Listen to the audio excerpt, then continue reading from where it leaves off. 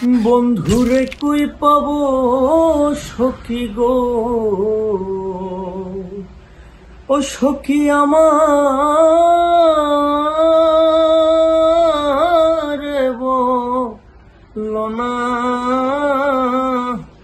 আমার বন্ধু বিনে পাগল মন রে, বুঝাইলে বুঝে না। এবছর ফোকাস টিভি ৪র্থ বছরে পদার্পণ করতে যাচ্ছে।